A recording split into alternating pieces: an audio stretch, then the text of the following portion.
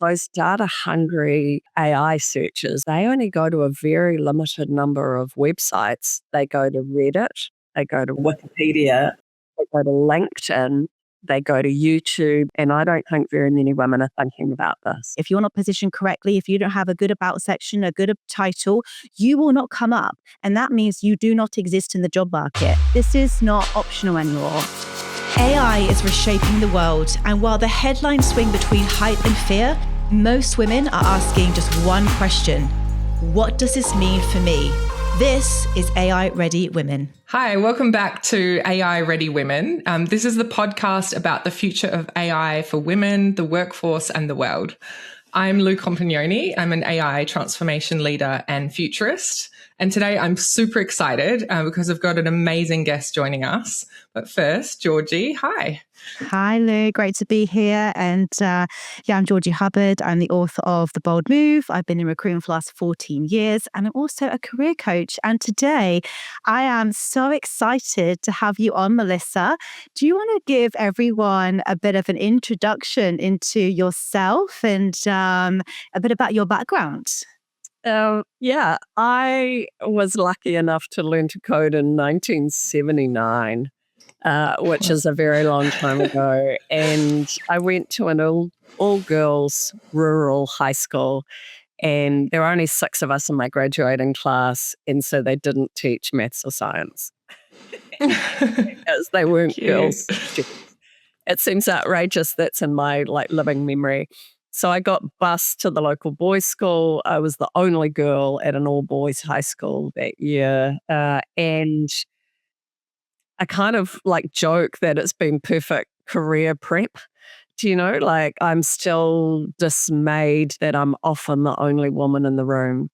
And I decided not to take computer science at university, really because I didn't want to be the only girl in my class. And when I looked around at who had careers in computer science back then, it was entirely male, and I was just over it. Having said that, I used my skills to hack into the university library system. I hacked in and wrote all my essays on an IBM mainframe, and in script, we had to code all the punctuation. I would order myself books from the restricted section, quickly chatted up the librarians and figured out what their passwords would be, and overrode all of the controls on what you were allowed or not. And then when I was doing my master's, which was in a mixture of epidemiology and environmental planning, I was wanting to model pollution flows in rivers at the same time as I was also wanting to model how the HIV pandemic would move through populations. And this is now the mid-80s, and nobody much was trying to really do those kind of predictive analytics, predictive coding back then. And I was doing it all on mainframes over early on the DARPA system in the US on early internet. And so I've been thinking about AI and different code bases and how we use AI for almost 40 years. And in the 90s, I founded a workers' comp insurance company, and we used what was then switch technology, so 1 million if-then lines of code, so a kind of another prototype of AI, to auto-accept every claim, to determine who would get what treatment plans, to pay our bills. And in the 90s, my competitors and the regulators just genuinely didn't understand what we were up to. And so one of the things I've been thinking a lot about, and it was a long intro, but just is how much stuff has changed and how much our language has changed. I couldn't even explain to people what we were doing back then. The language didn't make sense to people. So I'm super excited that it's become much more democratized and it's not just for nerds now. Yeah, that's the big shift, isn't it? That it's really closing that gap between humans and tech, and even non-technical people now can access this technology, and it's just part of day-to-day conversation. You know, even my mum brought up ChatGPT the other day, and I thought, wow, okay, it is really democratized truly now. It is in some ways and not in others. You know, there's a lot of papers come out that show that people are basically using it to check their grammar and do search. And so on one hand, it's democratized. On the other hand, I think that the deep tech still, like, it's not even widely democratized amongst men, let alone amongst women. It's, I feel like, it's replacing Google and Grammarly. And that's it for a lot of people. Mm-hmm.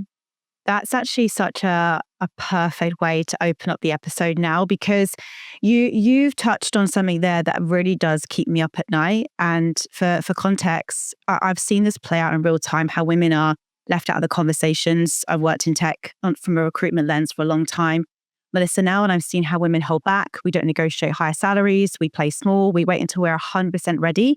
And I sense the same thing. I'll get to that. I'll put that on the back burner. I'm too busy right now to learn AI. And this is coming whether we like it or not. So I want to sort of, I guess, really pick your brain today on really what we should be how we should be thinking, how we should be preparing, and what you do see is going to be the biggest shift in our society, our workforce, and what that really does mean for women. But can you I know we want to talk to you a lot today about how the whole search engine is changing. And I'll say first thing, I can't remember the last time I used Google to search now. I go to Claude, I go to ChatGPT. So can we start there? Can you sort of, I guess, talk us through what that sort of change is looking like from your perspective and what we really need to understand and know? Yeah. A couple of things. A long time ago, we sort of said if you design a website for women, you design it for everyone. And I think this is a useful thing to think about. Women, on one hand, we actually take up technologies faster than men in some areas. And the number one of those has been mobile. So mobile has served women really well. And when we think about it, it may be a bit gendered, but women started shopping on the internet long before men. And women Yeah, started, we did. and we started using mobile to shop long before men. And I think this is important when we think about UX design. So we used to have these vanity metrics I talk about in the boardroom. It's like, how long do people stay on our website? And I'd be constantly go, it just means you've got a shit website. Like, it doesn't actually mean that you gave good. Women like to get in, shop, and get out.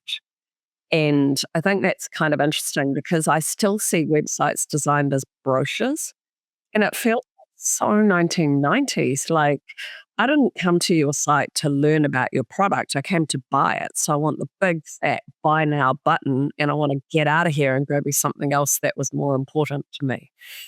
I think there's that bit where we can learn a lot about consumer behavior by understanding about designing for women, whereas men are much more likely to have spare time. That means they can piss about hunting and searching and checking and looking through the website, comparison shopping.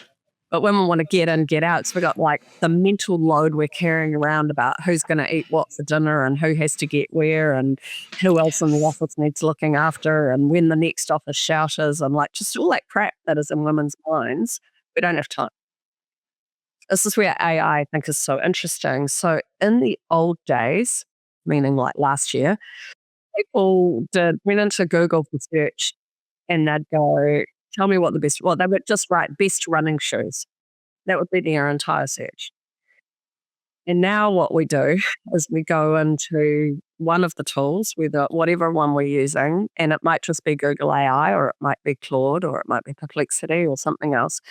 And we go, what's the best running shoe for my 19-year-old nephew who's a scholarship track runner with size 14 feet? And so the nature of search, first up, has really changed in that we see that people have got much more specific about what they're looking for. And then in that specificity, they're expecting an answer. And this is where I think is interesting. Like, I have ditched ChatGPT, but part of it was what's going on with the run. Bit of it is I don't want to be served an ad at that point. But a lot of people are very happy to be served an ad at that point, and they get served the ad for that particular ASICS brand, and they click through. And this idea about mental load, for women, if you can just get offered the one option and you go and buy it, all good, next.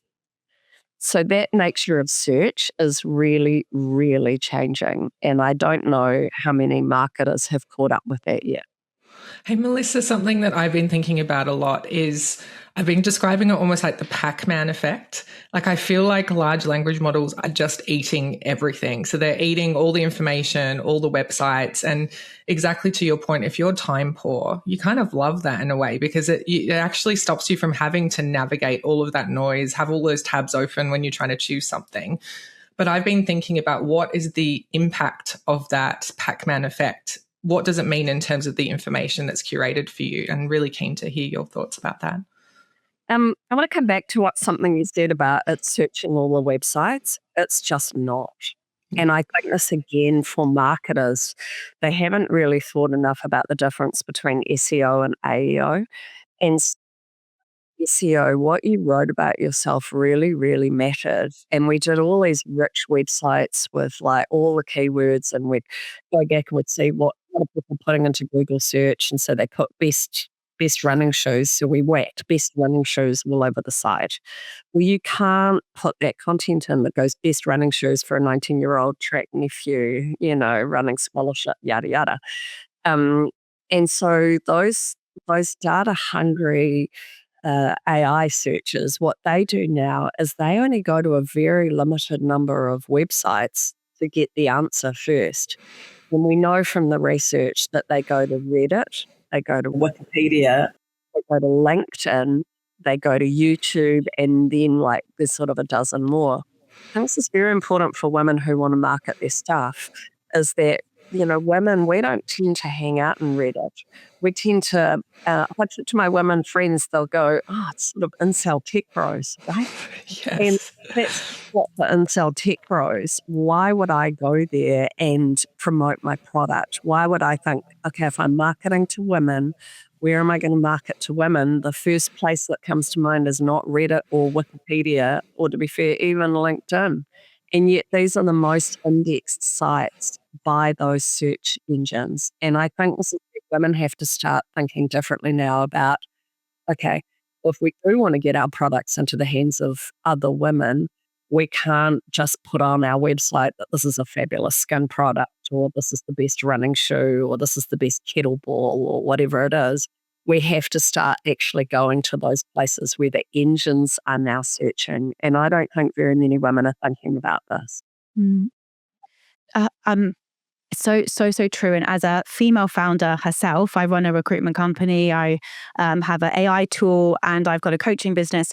What advice would you have for somebody like me? And I want to also pull it back to what this means for the working woman as well, because I'm really big, Melissa, on how we can all be building our own personal brands right now. Because in the future, I think we're going to have so much voice. We're going to say, hey, whatever it is, Alexa will be something else by then. Find me a top AI consultant that can help me with this. And if you don't come up in that search, you're going to be irrelevant and you're going to fall behind. But let's just take the woman right now who has got a business, who has relied on Google search, SEO, now we're going to AEO. What should she be thinking about? Just from a really sort of basic level, like if she was to do one thing this week to really get her rankings up, how should she be thinking about this right now? I think there's actually 3 things she needs to do. So one of them, she should put her name into Reddit and see if she even exists. Whether she likes it or not, she should probably start joining a few conversations there. It makes my heart sink. Like, Yuck. okay. But what I've done is I went and sorted out my Wikipedia page. Now, I'd never really bothered about it. I had one. It was written like 10 years ago by a 12-year-old fanboy about how the biggest career thing I've ever done was starting a MMO gaming platform, which I did. And the entire page was about what an awesome gamer I am, what a cool human being as a gamer, and how gamers should look up to me. Okay. And I realized that's so far from my brand. But I hadn't bothered because I thought, well, I've got a page. Who really cares what it says? So I put a lot of effort into getting my Wikipedia page current. And I would also say if you don't have a Wikipedia page, get one. If you do have a Wikipedia page, really make sure at the top of that page you are highlighting what your brand is now, not like in 1956 I always did this, or it's not me, but I looked at one of my clients' websites recently, one of my clients' Wikipedia pages, and it starts with them being founded in the 50s, and I had lost the will to live before I got to like number 2. So do that. Make sure your Wikipedia page really, really nails it for you. And the other one is like, even if you just repost on LinkedIn, you have more activity than if you're a lurker. And I think a lot of women think, I don't have anything to say. And so I'm afraid of getting it wrong. So even if you just reposted, or if you posted once a month of something that you thought was really interesting and relevant, and that would be enough. You don't have to write original content. You could go, oh my God, this podcast's amazing. I think you should think about this. Or you could go, this is the future of recruitment, and it could be somebody else's article about recruitment. But get active on LinkedIn. Mm-hmm. Those would be my three. Yeah. So Reddit, Wikipedia, and LinkedIn for if you're somebody who's got a business. But just then I want to move on to the career woman who doesn't have a business right now, but she's so petrified of falling behind. She can see the headlines. How should she be thinking about her brand, and how does this apply to her? So LinkedIn is still her friend. And then if it was her, for me, I'd be going LinkedIn and maybe YouTube. Can she make some YouTube videos that are about what she's really into? And just the presence, even if you don't end up with masses of followers. Now, it helps if you have subscribers, but just the presence of that, of her like being a interesting tech woman executive, or an HR lead, or the CMO of an organization, whatever those are, I would definitely start with LinkedIn and then YouTube. Okay. The other thing that I would think about is there something in there that you are particularly passionate about, and then just keep nailing that. If you put up a LinkedIn post once a month about the thing that you're most passionate about, that will do a lot for your personal brand these days. Yeah, so many women I know don't like LinkedIn. Someone I heard the other day said if they became a billionaire, the first thing they would do would be to shut down LinkedIn because they hate it so much. And I get it. Like, there can be some really cheesy chat on LinkedIn. And it can be a lot of sort of self-promotion and stuff like that. But I also think I kind of use it as just a way of going, this is interesting to me, and I want to see people's reaction to it and get a conversation started. So I think if you think about it more like that, actually using it for your benefit, being able to put your interests out there and actually communicating to the people who you relate to, I think it can be really powerful. So I don't think it has to be, as cheesy as everyone says it is. I think you can make of it what you will. Mm-hmm. And just one thing that from a recruitment perspective, I don't think women understand, or anyone understands, how powerful this platform is. It is the first place recruiters go to find talent. It has a back end called LinkedIn Recruiter that now applies AI for search functions. And if you're not posting, if you're not positioned correctly, if you don't have a good about section, a good title, you will not come up. And that means you do not exist in the job market. So regardless whether you like LinkedIn or not, see it as your online resume, see it as the most important dynamic thing you can have on the internet, because it really, really is. And if you want to compete in this competitive market driven by AI, like it or hate it, you need to be on LinkedIn, and you need to be on there positioned correctly with, like you say, Melissa, a bit of good content, put your thoughts out there. This is not optional anymore. And I'm screaming from the rooftops because otherwise women are going to get left behind. That's just a fact. Get some photo, not some stupid photo. Yeah, not a selfie. Definitely not a selfie from a high angle. The other one I'd say is that you do need to spend some time looking at people that you admire or who come up when you search, and see what they've written in their blurb. So, I speak as a futurist. I have a speaking business in Australia and beyond. And I just went and I looked at the people who indexed better than me, and I looked at what they were saying and how they said it, and I rewrote my LinkedIn profile based on that. And I think that being able to do that research, like, just copy others. You don't have to be sitting around being super original. I would also say, like, I think that thing coming back to the beginning when I said there's too many people, it's become a fancy Grammarly using using Claude or whatever to write your blurb. I would actually just write your own blurb. It's Yes. becoming really bland and obvious when we see those AI written bios. They're just It's awful. Like, slop. And also AI written posts. I'm so sick of seeing things with like an emoji and like 3 points with lots of exclamation marks. Like, I'm not against using AI for a part of the process. So like when I write a post, I've talked to Georgie about this. I will do the initial writing. It's kind of my mad stream of consciousness style. And I'll just kind of get all the points down. And then it will help me to kind of shape and refine. And then it goes back to me. But don't use it to write the whole thing. It's just so obvious. And I just feel offended sometimes if people have just put that up there. I'm like, you've kind of wasted my time. yeah. So I think putting, I fed all my YouTube videos into Notebook LLM, oh, and then yes. I asked it, where am I boring? And am I repetitive? And what are my blind spots? And that was just so useful because I realized, like, I love tech and I love environment stuff, and there's a few other things that I get really into, but I don't tend to think about social issues the same way. And so it's helped me to expand what I read, who I follow, what I might talk about when I do my own videos. And so I think that's the other thing, is to start to use those tools as a critical friend and to challenge you. While I'm on this one, I use Undermined a lot, which is a reference tool.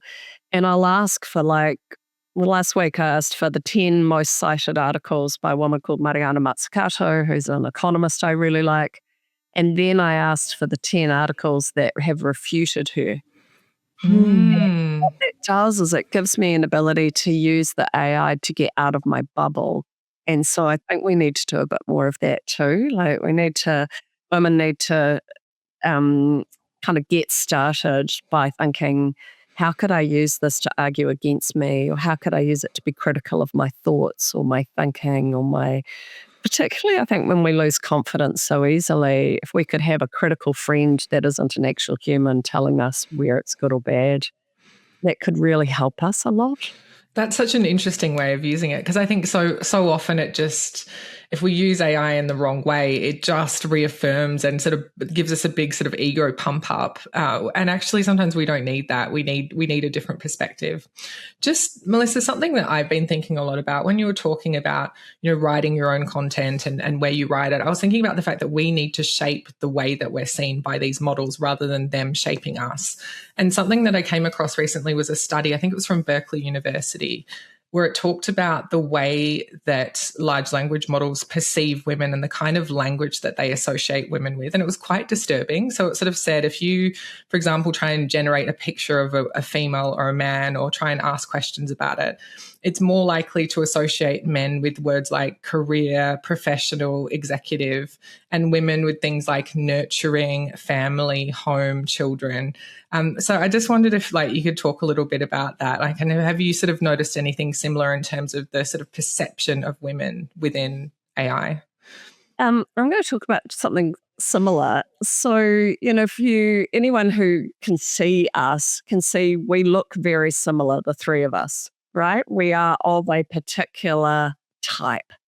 So, we've got long hair, we're white women, we look like we're from Northern Europe, we've got a very specific look.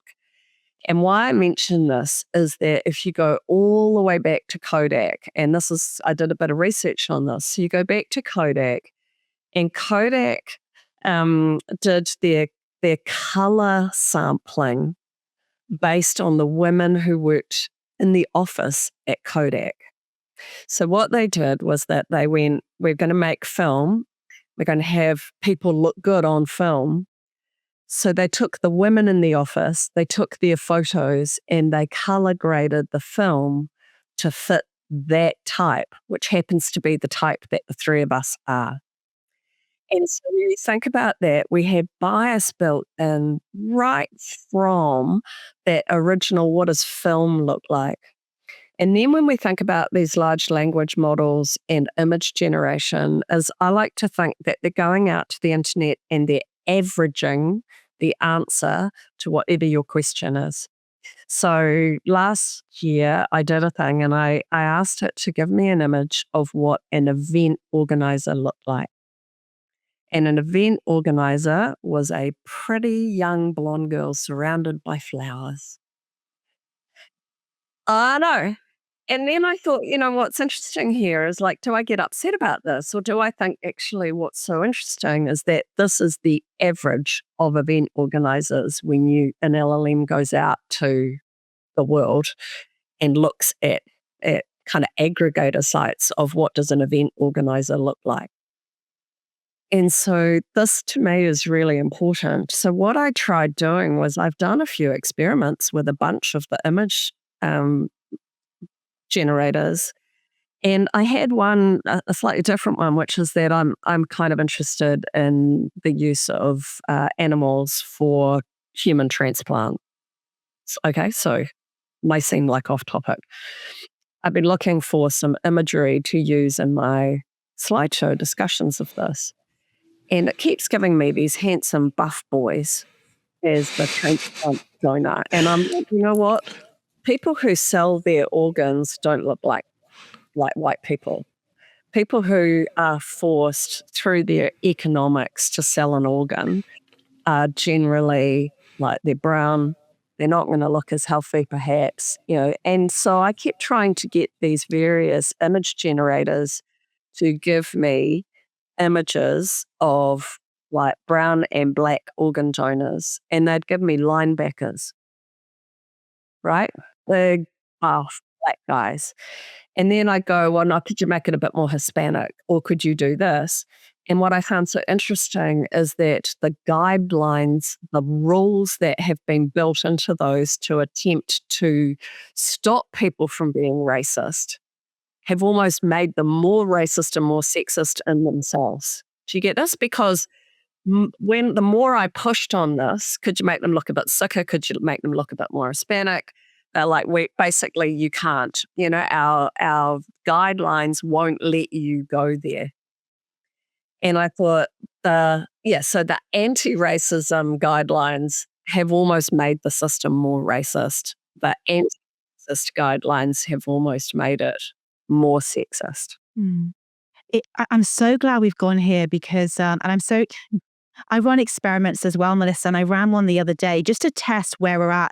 And I thought to myself, okay, so I've been recruiting for a couple of AI roles recently. And what I did is I got about 50 job briefs from all different websites, Seek, LinkedIn, uploaded them onto ChatGPT. You could create those caricatures, whatever they were called, the cartoons. And I said, can you draw me the ideal candidate for these positions? Now, we could probably bet our life savings on what it drew me. White man, and it was like a white man with glasses, cool tech dude, coffee in hand. It said things like MBA, 15 years experience. And I just thought, now again, this is something we all need to be aware of, even when we're sort of posting the jobs and how we're thinking about who we're stopping from applying and who we're even thinking, women are going to think, oh, I can't even apply for that role. And so there's bias in all of this already. And it does keep me up at night. It really, really does. Because then you also look at who's in the room and there's simply not enough women in the room right now. So, and the bias is at all different levels, right? So the bias is at the point of recruiting for roles. So then, of course, the people who are creating and designing AI are a particular type of person. It's in the development, it's in the testing, it's in the marketing, and so one of the things that I thought was interesting when I posted on LinkedIn recently, Angelica Vanessa from IBM replied to it and said something about the fact that women need to even be thinking about using large language models so that we can shape even the response in our usage of them. It shapes the training. And I'd never thought about it from that perspective, that actually, if there isn't enough incentive already to be using it, and I get that there's some problematic parts, as you've brought up, Melissa, But actually, the more that we use it, the more that we are actually going to change the direction of them and shape them in a way. But let's try and shape it at all levels. Let's shape it in getting into roles in AI, in the development, in the testing, because the more representation and diversity is, the better. The other one that relates to that, so I've been playing around with a bunch of these AI recruitment tools and so interview tools. And I think this is interesting. So there's a big bank here in New Zealand, and one of the largest government agencies requires candidates to go through an AI interview before they meet with a human. So it's the first screening tool. Now, when you look, we know that women are seen as more subservient. And so the voices that get given to a lot of AIs, if they're in service, they get a woman's voice. If they're supposed to be authoritative, they get a man's voice. And so 100% of the recruitment tools that I've played with have a woman during the first set of interviews. And I think, again, this is super interesting. It's like that built right in. So, I don't think anyone's written about it or is talking about it, but it's just really struck me that it's a kind of woman trying to chat to you to elicit like the right answers to make you feel comfortable. And then I kept thinking, it's a tech bro. The broligarchy is a word I learned today. I love it. It's like I've heard that. So good. Yeah.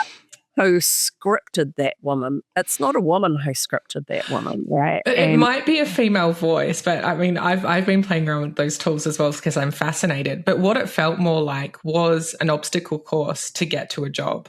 Again, like it actually so unsettling. It's sort of an unnatural question in weird, jolted language. You have a time limit. And you aren't often able to re-record the answer. It just takes on the fly. Like that's just not for everyone. That's just a particular type of person. It does make it almost a race to the job. So I think it's going to actually influence the kind of people who are actually getting roles. Because for me, I find it a turn off. Like I wouldn't actually apply for a job for a company that did that as the initial process because it's so impersonal. It's a bad first impression. Yeah. Well, the other one that I'm seeing, just while we're talking about recruitment for a minute, is they used to call me up because I've had a lot of staff over the years and I sit on some boards and, they'd ring me up for a reference. Now what I'm seeing is they send me some horrible form to fill in and they expect the referees to do a whole lot of this work. And I assume it's then being analysed by AI afterwards. And I don't want to say no because I want these colleagues or friends or ex-employees to get the job. That really bothers me too, that again, I think the course thing came to mind when you were just talking, that it's sort of how do we rule out candidates rather than how might we think about somebody being interesting and brilliant. Mm-hmm. Yeah. Yeah, And I think also what I'm seeing as well. Oh, sorry, Lou. Just one more thing on this because I'm in this every day and it really does bother me.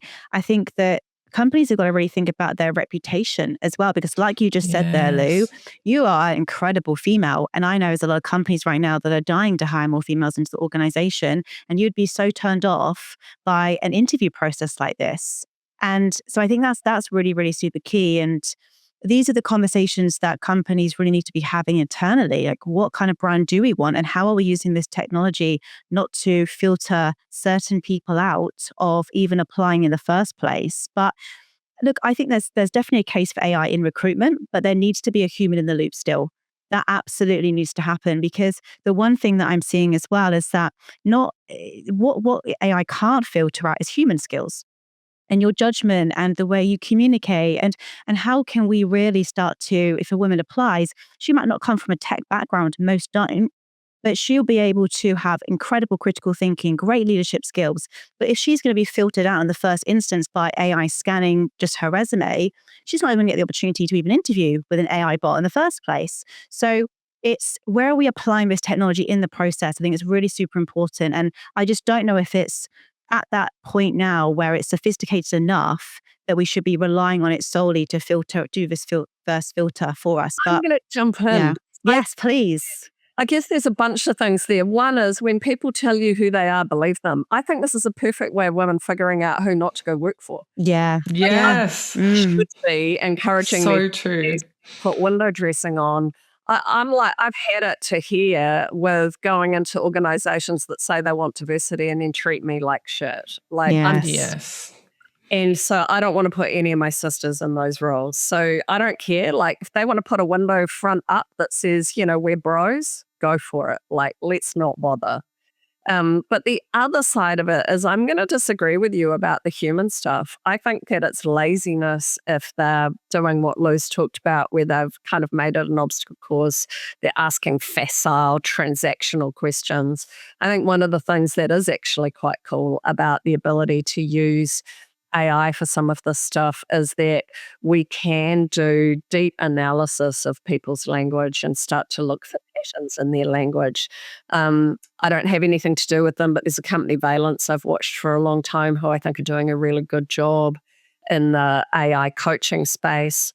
I was in a workshop yesterday where we were talking, amongst other things, about people with dementia being able to sit on a 5-hour call with a very empathetic AI who would talk with them, because what these people were doing was making weekly appointments with their general practitioner doctor just to have a conversation with someone.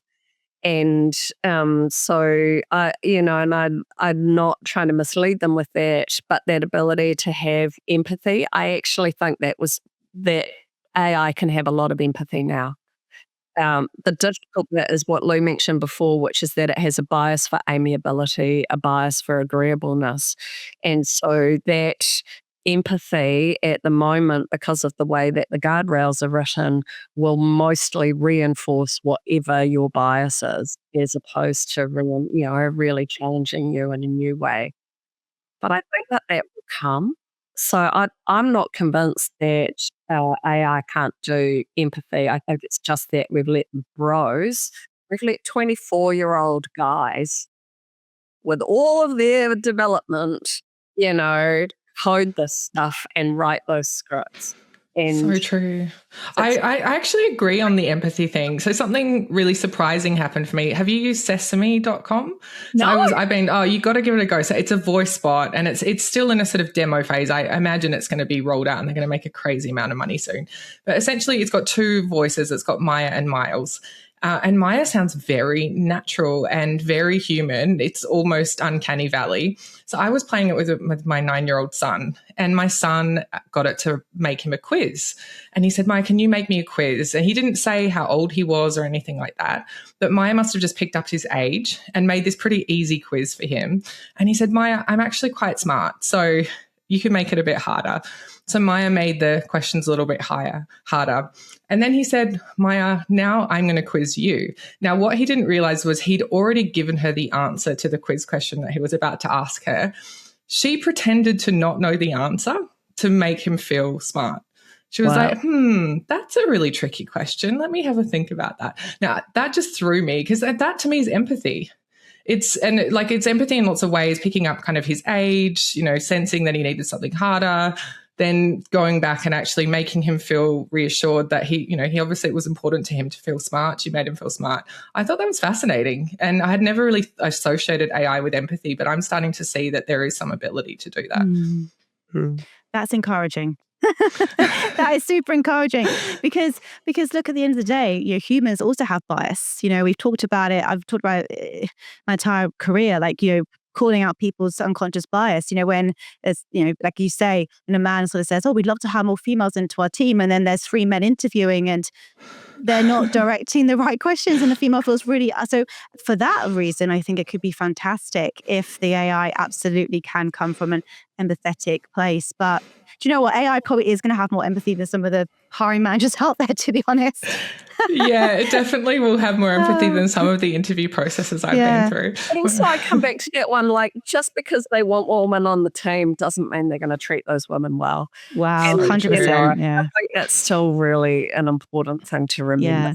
Well, actually, let's go there a minute, Melissa, because you said right at the start, you said that you've always worked in very heavy male-dominated teams, and I speak to a lot of women that are in that place as well. So what would be your advice for a woman right now who is in a heavy male-dominated team, who's in tech, who's maybe feeling like she can't get her voice heard and she's lacking a bit of confidence? What advice would you have for her right now? I've got a couple. I'm going to back up, which is that most of the teams I'm on, I have a fantastic time with.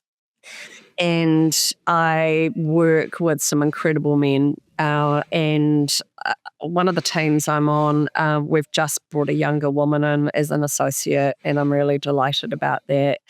But it's been me and these guys for 5 years, and I bloody love them. So I just sort of want to do that. Some of my best friends are men. But, my besties are all girls, are all women, but I work on some amazing teams of men. I've just left one team where after 3 years, I didn't feel like I could ever bring my best self.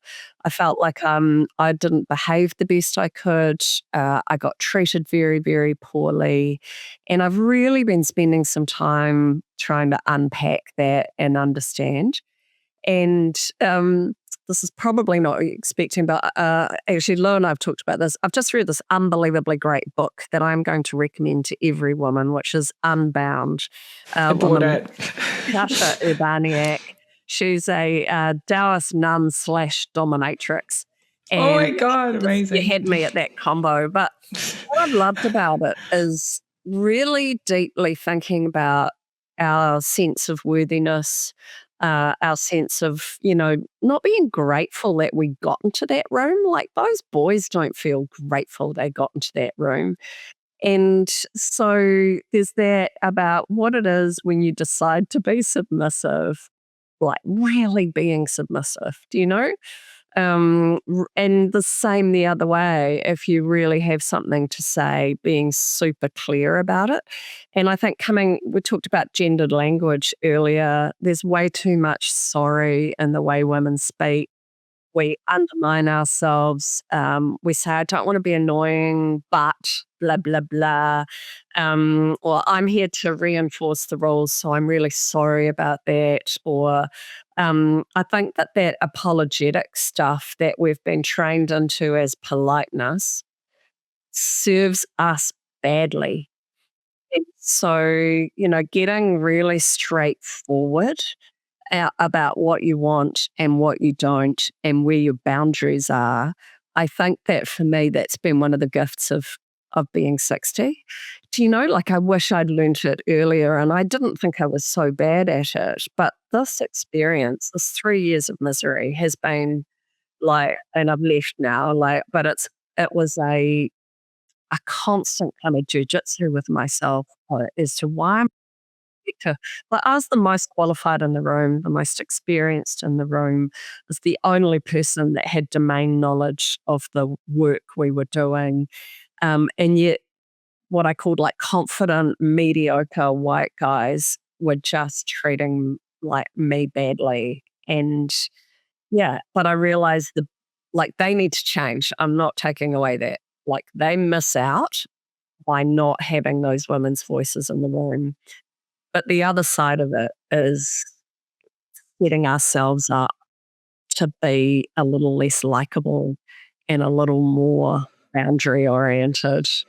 I think that's so true. I think both of those things. So really the way that you talk about yourself and the way you use language is important, but also just actually going enough is enough. If it's not a good environment for you, like I worked for this company once where the first ever time I was in the senior leadership team meeting, I actually do remember what I said. I sort of made some comment about suggesting something we could do or just asking a question. And the only other female on the senior leadership team, when I walked out of the meeting, said to me, Lou, just try and be more undercover smart in future. And I just sort of went, I wasn't even being smart. I was being curious, actually. I wasn't trying to sound smart.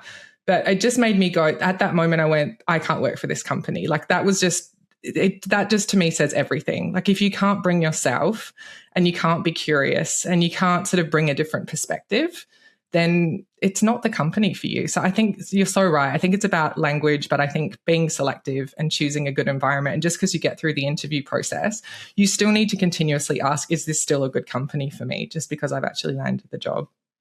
And I get to realize what it costs us to armor up all the time. I was at a program at Stanford, and I realized the professor only ever called on or discussed the content with one of the guy, with the guy in the room, not with the women in the room. And I lost it finally. I was just like, we just want to turn up and be ourselves. We don't want to have to turn up and armor up to be able to be in these environments. And I think that's also super important that, we just go, actually, you're not worthy of me. I don't need to change the world by hanging out with you lot. Yeah. You don't need to be undercover smart. No. And it goes back to what you were saying, Melissa, about the red flags in the beginning. Like if companies are using all this, I guess, these gatekeeping tactics, maybe be aware of that and ask yourself the question, is this kind of a sign that maybe this isn't for me in the first place, and save yourself a whole lot of time from the outset. But we've spoken about so much. And Melissa, I literally feel like I could sit here and ask you so many more questions and even go deeper into all of this, because there's so much I want to ask you as well. But I am conscious at time. But look, I guess I always want to make this really super practical, because there is so much fear right now. There's so much uncertainty, and I want women to feel empowered during this time. So what advice would you have for a woman listening to this right now? She's mid to senior in her career. She's got that sort of level of authority, experience. How should she be thinking about the next couple of years? What should she be doing to make sure she's staying relevant, ready, and in demand as the world changes? So I think we talked about the marketing things she can do to market herself better. I think she can do that. The other one is throw yourself into courses. It's never been easy. And again, I love Section, Section.ai. I've done a bunch of their courses. I get no financial relationship with them, but there's just so much available. And whether you're at governance level, whether you're leading, or whether you're trying to write your own code, I think that don't be overwhelmed by the fact that it's changing really fast, that there's a new tool out every single minute. Don't worry about that. But do put yourself through some certifications. Do invest in your own career on it. My experience, and I sit on a number of boards, and I work with quite a few boards, and I find that there are these very overconfident, mediocre men who haven't done a course, but are going to run their board papers through ChatGPT, or are going to ask Copilot to write a marketing plan for the business. And I just am like, must you, And so actually competing with them is ridiculously easy because they're lazy, And so here I would just say, do a few courses. If cyber's what gets you going, do that. If it's bias that gets you going, do that. There's just so much available, and it's not expensive, and you can do it in your spare time. So I think get upskilled. Yeah. Great advice. Lou, anything else to add? No, I just wanted to say thanks. I've loved this conversation, Melissa. It's exactly why we wanted to get you on the show. You always make my brain sort of fire. So thank you so much. You always take things in unexpected directions. It's been a pleasure. Great. Thank you. So, I really love listening to the conversations that you're having. So, wish you well. Thanks, Melissa.